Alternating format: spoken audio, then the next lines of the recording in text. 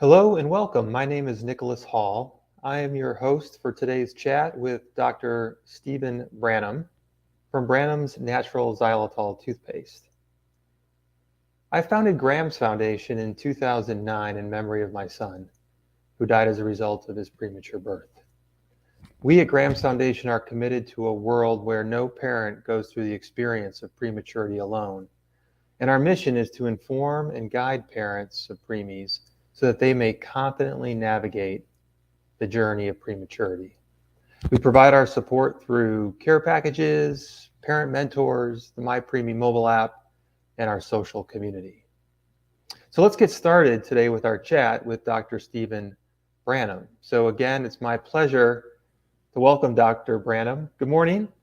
Good morning, Nicholas. It's a pleasure to be here. Thank you for having me. Absolutely. It's our pleasure. So where we want to get started, Dr. Branam, is a little bit with your background. So, most of us are familiar with going to the dentist, but to be quite honest, I didn't really realize that there was a specialty with pediatrics, with the pediatric dentist. So would you be willing just to, I guess, share with our audience a little bit more about what it means to be a dentist with a focus on pediatrics?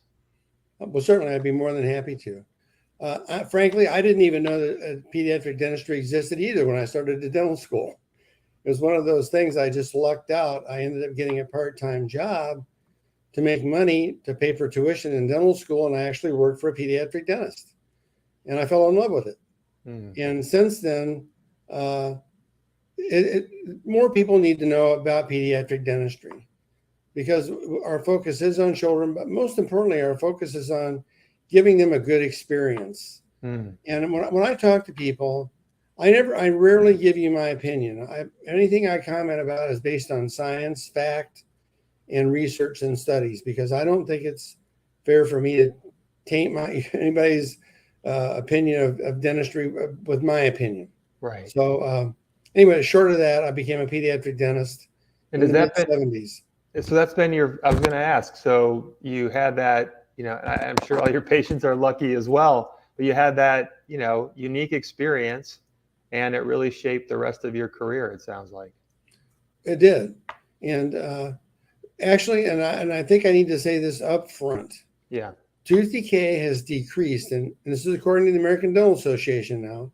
Tooth decay has decreased in every age group of American in the last 20 years, except one age group, and that's 2 to 5 year old children. And that's what I treat. And that's exactly why I invented or created my own toothpaste. Got it. Okay. Because I realized that fluoride was failing children because tooth decay has risen in 2 to 5 year old children. And I can go into more science. Yeah, no, and we are absolutely going to go into that. I am curious before we do, just one more question on kind of this is the bio slide, but then we're going to get into the meat of the conversation today. Your relationship with Riley's that I know well in Indianapolis, but then also with Toledo Children. So again, I think of a dentist going to the dentist office.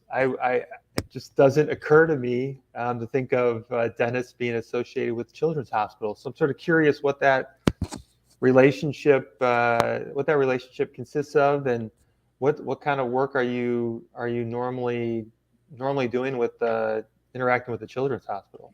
Okay, when I trained at Riley Children's Hospital, which you are very familiar with, it's the largest pediatric referral hospital in the state.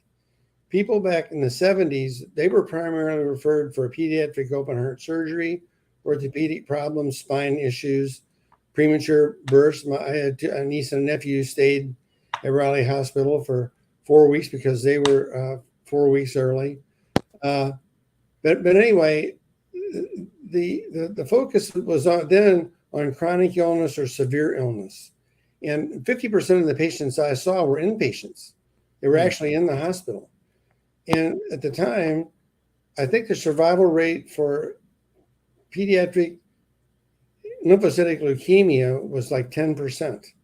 And I didn't realize it at the time, but there was a research study going on in the hospital, and we were trained to treat these children as if they were going to live, even though the survival rate was 10%. Well, I learned later after reading a book called The Influencers that the two Boston physicians did a study and they actually increased the survival rate in 2 years to 40%. Wow. So, and that was 50 years ago. So, and the thing is that I'm very passionate about this. Yeah. It is so important to get children off to a good start. Yeah. Without question. If you get them off to a good start, then life is a lot easier. And I'll talk a little bit more about that. Yeah. But that's where it comes down to. And the problem we have is we'll never catch up. And I just want to give you these statistics really quickly. Yep. There are 4 million children born a year in the United States of America. So if you multiply that times 6, that means there are 24 million children under the age of 6 in America. There's only 20,000 pediatric dentists. It's impossible for us to treat 24 million children. Right. So that what we have to do is refocus from access to care to access to prevention. Because if we can, it's much cheaper to prevent than it is to treat. Yes. And it's also much less complicated. It's much less traumatic for both the child and the parents. And I'm acutely aware of parents because I deal with them every day. Right. And it is difficult. So the more I can make it easier, we can make it easier for the entire family, then the better off they all are. Absolutely. So why don't we go? We should. Yeah, I think let's jump into the to the agenda, which we're really starting to talk about today, and that is about preventing and minimizing tooth decay and oral disease in young children and their families. And we as parents of premature babies, we recognize how important a good start in life is. We also recognize that our babies all have faced some challenging, faced some real challenges at the beginning of our baby's life. But if we get that opportunity to bring our baby home, we obviously are wanting to do everything we can. I think oftentimes, the focus might be on the brain, the lungs, some of the areas that we're maybe more acutely aware of, given when we're in the neonatal intensive care unit. But obviously, oral health is such a it impacts, as I understand it really has impacts your overall health. And so, I'd love you to share more about some of the issues that you've seen, because I know you have particular shares at your practice. You see a number of children that are autistic or premature or other sort of issues like that. And so I'm just kind of curious if you could perhaps begin to shed some light on what we parents ought to be thinking about or considering in this particular area. Absolutely. When I was in dental school, only 50% of all adult Americans went to a dentist annually. Now it's 38%. It's gone down? Gone down significantly. 38% of all adult Americans, according to the American Dental Association, go to a dentist annually. What people have to understand, and I hate to say this to a degree, what dentists and physicians both have to understand is tooth decay is a disease. It's not a condition. It's a disease caused by bacteria. And what I tell my patients is babies are basically born bacteria free. Of course, there can be arguments about that, about picking up bacteria in the birth canal and all this kind of stuff. But they're basically born bacteria free. They get their bacteria from parents, caregivers, and siblings because you love each other and you touch each other. Right. It's impossible not to share bacteria unless you never touch each other because bacteria are invisible. So what happens is the disease is actually given to the child from family members. And I think that they really need to understand that. So my focus is on the premature patient sitting in my chair or whatever, but I also address this, right? Educate the family like I'm just educating you. Yeah. So the parents' oral health is critical to their child's oral health. And if only 38% of all adult Americans go to a dentist annually, that means that 62% of all children are born into families that don't value dental care. So that's number one. Got it. Number two is, and you touched on it already, in a premature baby's birth or even in a full-term birth, the focus is not on your teeth. You don't have any teeth when you're born. Right. So the focus is on the heart, the lungs, the liver, all the ears, all these other things, and rightfully so. It should be focused on. Yeah. But what should be focused on shortly thereafter is as soon as your child gets its first tooth, then you should start brushing their teeth, or at least consider going to a pediatric dentist. Now, here's the other problem. Only 50% of all physicians recommend a 1-year visit for children because they weren't trained on it. Got it. So only 98% or 95% of adult dentists don't want to see children until they're 3 because they're not trained. They're just not trained. Yeah. I get it. I don't resent that. I understand it. So to make a long story short, parents don't, as you said kind of in the opening, parents don't even know that pediatric dentists exist. They have no clue what we do or how we do it or what we focus on. And I'm glad you're making this presentation, Nick. It's going to be very beneficial. Hopefully, it'll open the eyes of a lot of people, professionals, parents, everybody. So, what would a parent expect, Dr. Branum? What would a parent expect of a pediatric dentist kind of well visit for their baby in the first few years of the baby's life? What would they expect in an appointment, and what maybe some of the things that, frankly, that you've seen that you've been able to also have an impact, right, to make a difference for those babies and the families. Well, I'm glad you asked that question because everybody has their story, and hopefully everybody evolves. I don't practice the same way I did 45 years ago. I practice completely different now because the extent of tooth decay has increased so much. There's no way that we can treat our way out of this problem. Like I said the numbers before. So we have to prevent it. So at an initial visit, I literally talk to the parent 90% of the time. I do an examination on the child. I check everything out, but my focus is on the parent. What are you doing at home? Do you brush here's the other thing. Only 47% of all people brush their teeth at bedtime. It's amazing, 47%. So that means that 50% of children don't get their teeth brushed at bedtime, which is the absolute most important time to brush. So I educate the parent because as I tell them, you're going to be the one to prevent the tooth decay, not me. I see your child twice a year. You see him every day. Yeah. So what you do at home is more important than what I do in my dental office. And that's exactly why I invented my toothpaste. Because I can't brush the child's teeth every day. I can't make sure they get their teeth brushed before they go to bed.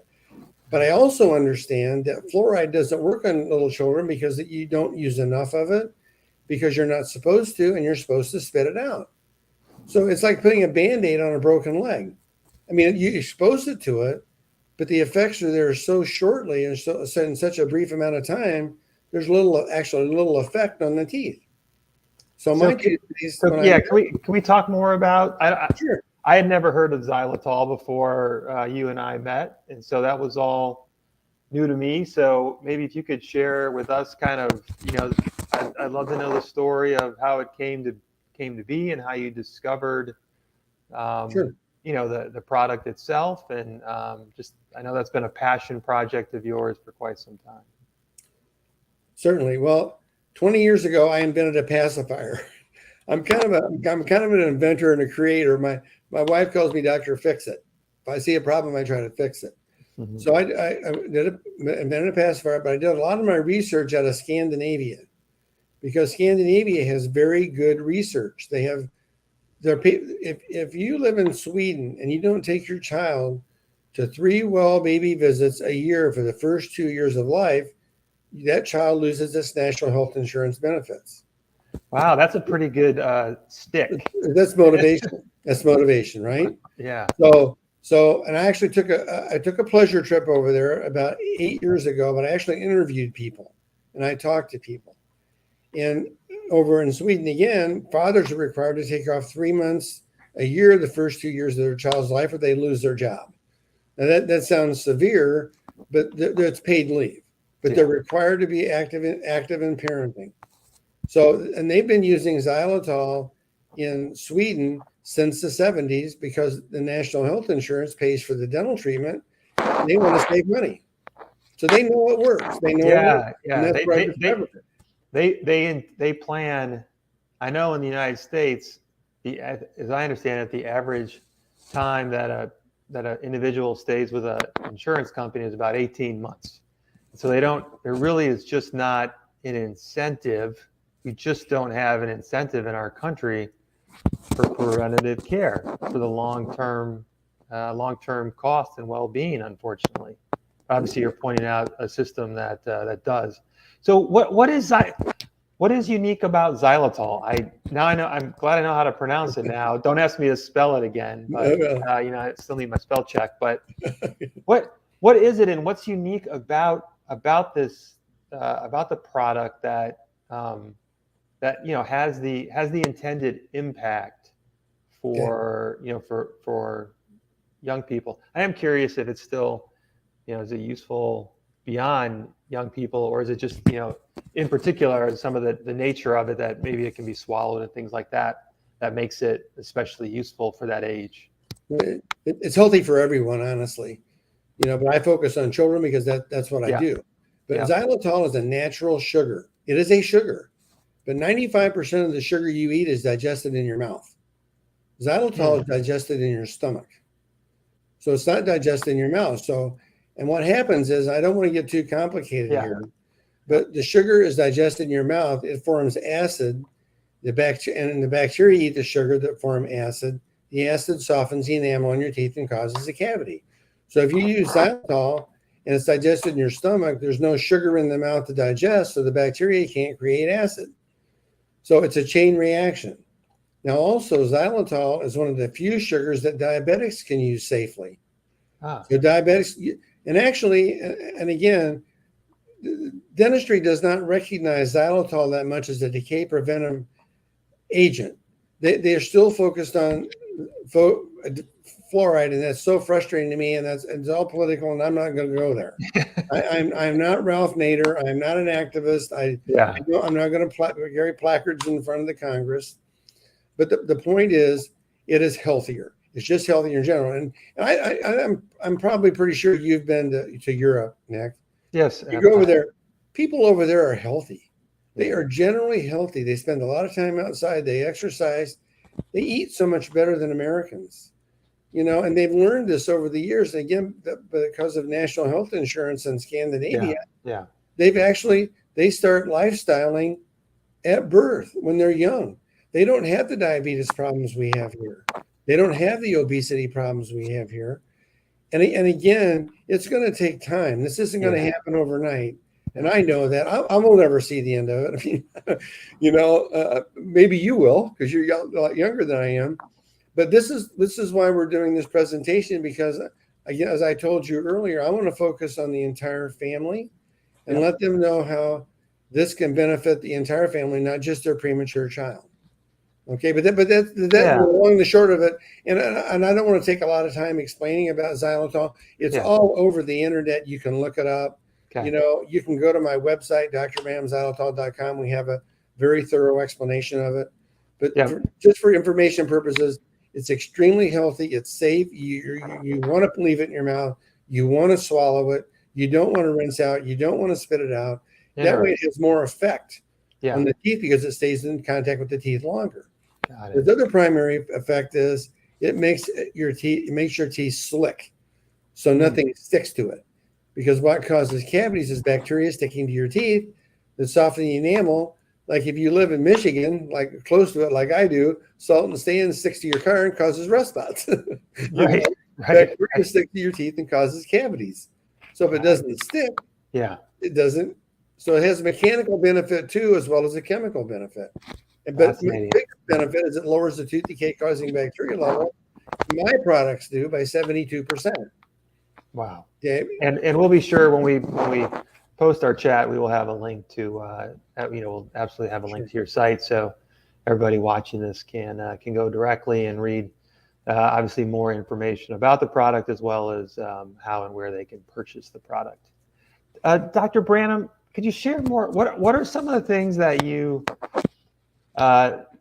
we've talked about the benefits, but there's nothing wrong with a little bit of awareness in terms of some of the things that you've seen that would probably maybe surprise or even shock us in terms of with tooth decay, with with oral disease in young children, young toddlers, and and again, what I think it sounds like brushing every day when that first tooth comes, or maybe even before. But anything that you can also share more about what parents can do as just a good daily practice. Want to make sure we cover on that too. Well, it's just a good daily practice to brush your teeth. But what I find astounding is the number of people who don't brush their teeth before they go to bed at night. It's 47%. And that's just incredible to me. And I heard a really fun saying about a year ago. You brush your teeth at night for yourself and for your friends in the morning, because you want to have fresh breath. You want your teeth to look clean. Yeah. But you really do yourself a favor and brush your teeth at bedtime. Also, and I'm going to talk a little bit about my disappointment with the American Dental Association. I'm very frustrated. Back in the 50s and 60s, when I was growing up, I was fortunate enough to go to Indiana University Dental School. That's where they invented Crest toothpaste. Many people know that, but they invented it there. And there were commercials on TV. You saw them every day. And there were two people actually I grew up with. I knew them casually. And the message was, brush your teeth with a fluoride toothpaste and get regular professional care. And you'll have a healthier mouth, and you'll have less. And then the byline was, just go to the dentist. And the best thing you want to hear is, no cavities. You're the no cavity club. Right. What commercials do you see now on television from the American Dental Association? It's about having a nice smile. Yeah. Pretty smile. Bright smile. Yeah. You want to have a nice smile. Yeah. There's nothing about health in there. There's nothing about getting regular professional care. There's nothing about being in a no cavity club. Right. And that's again, 95% of all dentists treat adults. Yeah. They're not trained to treat children under the age of 3. And I'm saying all this very respectfully. Yes. Very respectfully. I mean, I love adult dentists because I couldn't treat adults all day. I just couldn't do it. Kids are more fun. They're easier. But the point is, the message hasn't been there. And that's what I've realized, and that's what I'm trying to do. And that's why this message here is so important. And we're not going to talk just about preemies, although that's a focus. Yeah. We're going to talk about the entire family. Yeah. And that's what it comes down to. It really does. There's a family influences that preemie's health. Yeah. That dental health especially. So anyway, and again, only 50% of all physicians recommend the 1-year visit because they're not trained that way. And you mean a pediatrician. Pediatrician, yeah. Yes. We didn't get that. We didn't get that recommendation. I know. I just want to add one quick thing here. When I invented my pacifier, we actually did a survey, a customer survey. We said the question was, as a mother, where do you get your advice about your child's oral care? Number 1 was their mother. So if their mother didn't take them to the dentist till they're 3, and they asked their mother what they can do, they're going to go 3. Number 2 was their physician. If they ask their physician and it says 3, it'll be 3. And the third was the dentist. If they ask their dentist and they say, well, I don't want to see them till they're 3. And then the fourth one was their friends. So if you ask 4 sources and you get the same answer, what are you going to do? Yeah. You're going to say, well, that must be it. So then when when there's a problem, they end up in my office or a pediatric dental office, and we end up, you wouldn't believe what the people on this view this. Actually go to the internet and you can Google early childhood tooth decay. You can just Google it and then click on images, and it will show you pictures of teeth. You will not believe what you see. I just did 2 cases this morning. I just got out of the operating room this morning. A 3-year-old had 16 cavities, and his 4-year-old brother had 12. So let's. I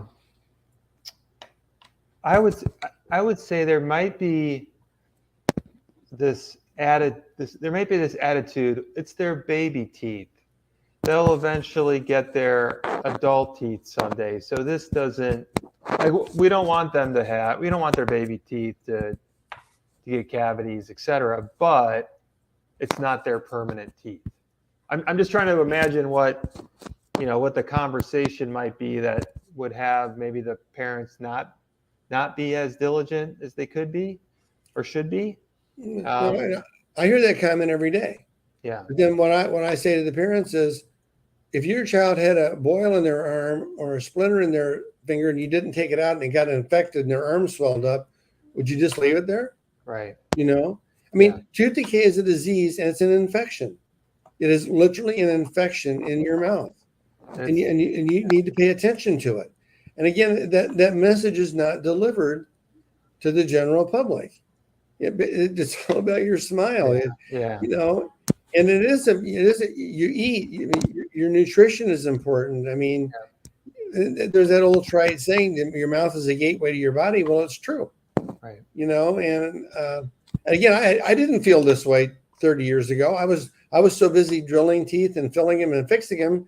Yeah. But I thought, well, okay, I'm doing my job. But then when it got worse and worse and worse to the point where it's an epidemic, I realized I'm never going to catch up. I never will solve the problem, So yeah, I completely changed my focus. Yeah, and I can imagine, if there's a cavity with the tooth, that is simply a sign or a signal of something more likely beyond just that specific cavity, right? And to your point, that's going to impact the overall health and well-being of that child. It's more than just that cavity. Absolutely. And what I've done lately, people still don't seem to understand some of the complexities of what I'm trying to say. I try to talk in layman's terms, but I've gotten anymore I compare being cavity prone to being a type 1 diabetic. Actually, you're born a type 1 diabetic, but you don't know it until your symptoms show up. You're born cavity prone, but you don't know it until the tooth decay shows up. Because there's 3 factors that cause you to have tooth decay. One is the acidity of your saliva, which is inherited. I talk to parents all the time. One parent will have a severe tooth decay problem. The other parent will not have had a cavity in their entire life. Well, they're born with alkaline saliva if they have no tooth decay. If you're born with acid saliva or some degree of that acidity, you're going to be cavity prone. And I tell parents, when you have a baby, it's like 2 adults rolling 2 dice. You roll the dice and you get what you get. Yep. And sometimes the mother will transfer her genes to the son and the father to the daughter or vice versa. You never know. Yep. You never know until it shows up. Yeah. So the key, just like in type 1 diabetics, is minimize the effects. Just start treatment early. You can't eliminate tooth decay. You can't eliminate type 1 diabetes. You're just going to minimize its effects. Right. But you have to do that at home on a daily basis by being healthier and using the correct product. Yeah. Using fluoride doesn't reduce your tooth decay because of bacteria. It reduces your tooth decay as it makes the enamel harder. And that's a whole other topic for conversation. What I've decided to do is I've tried to change the model. And I've got a chart on my website. The old model was was fluoride. The new model now is xylitol. And unless you go to the new model, you're always going to have a problem with tooth decay. And parents are standing there with their cell phone in their hand, and I say, "Well, do you still use a flip phone?" Right. They look at me like I'm crazy. No, I use an iPhone. I've got a. Well, if you brush your teeth with fluoride, you're using a cell phone. You can using a flip phone. Using a flip phone. You're using a flip phone. You're right. You're using a flip phone, not an iPhone. You'll reduce your decay, but not nearly as well as you will if you use xylitol. It's fat. It's and look, we've got some really powerful companies. I understand that have a vested interest in fluoride, but I appreciate you bringing the awareness, right, to at least help us as parents, not only for our own oral care, but also for our babies as well. So as we start to kind of, I guess, getting to the point of wrapping up our conversation today, our discussion, I'm just wondering if there's anything else that you would want to share or highlight before we end. Yes, there's a couple of things. Okay. A lot of parents will put their child to bed with a baby bottle so they go to sleep easier. Yep. Lately, since the pandemic, I've noticed that there's more and more women who are breastfeeding. I am all for breastfeeding. I think it's a great way to start your child off.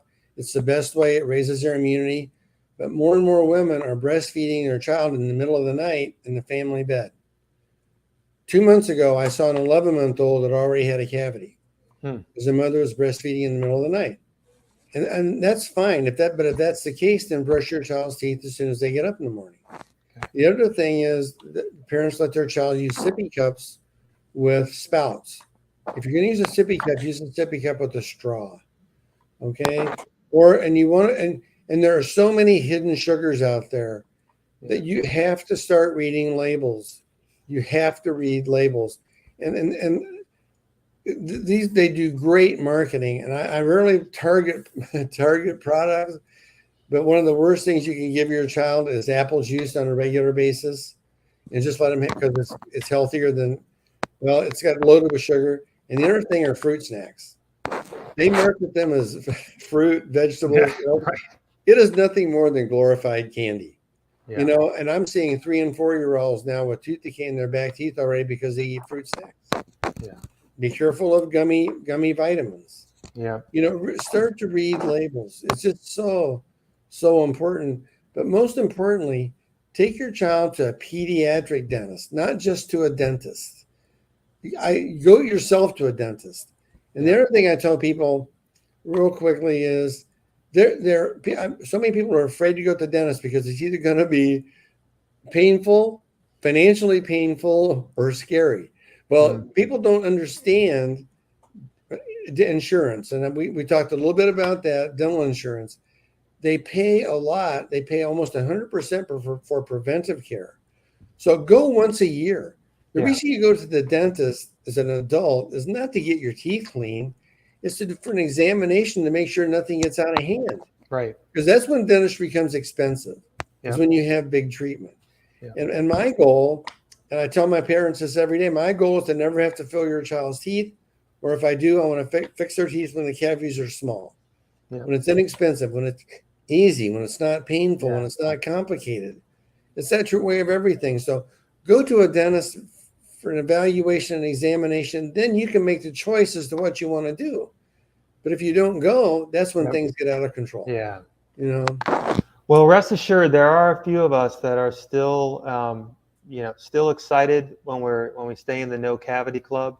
So there are some of us. I have one cavity from my early 20s. I was very disappointed, and so I've been trying to continue to make up for that ever since then.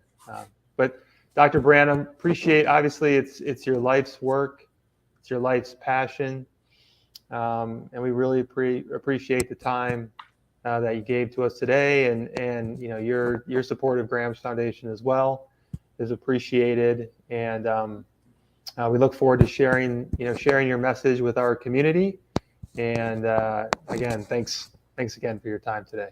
Can I just mention one last thing? Absolutely, please. One last thing. If parents really want to be proactive and prevent tooth decay, they will use my xylitol toothpaste the last trimester of the pregnancy. Okay. Because it will lower their bacteria level by 72% so they don't get that bacteria to their child, because they're going to kiss that little guy or that little girl and love them to death. Awesome. Okay. We'll make sure. Yep. We will get those. We will capture your top tips and make sure we share those as well. Okay. Thank you. Thanks, Dr. Branam. You bet. So before we wrap up today, I do want to take a moment to thank our longtime partner and our supporter for this chat series, Pampers. Again, they've been a longtime partner of ours and a longtime supporter. As many of you know, you probably have seen their diapers on your babies in the neonatal intensive care unit. So again, want to thank Pampers for their support. Want to thank Dr. Branam once again, and want to thank our preemie parent community for placing your faith and trust in us to provide you with the information and guidance to help you confidently navigate the journey of prematurity. Feel free to connect with us on all your favorite social platforms. Thanks, and until next time, I'm Nicholas Hall.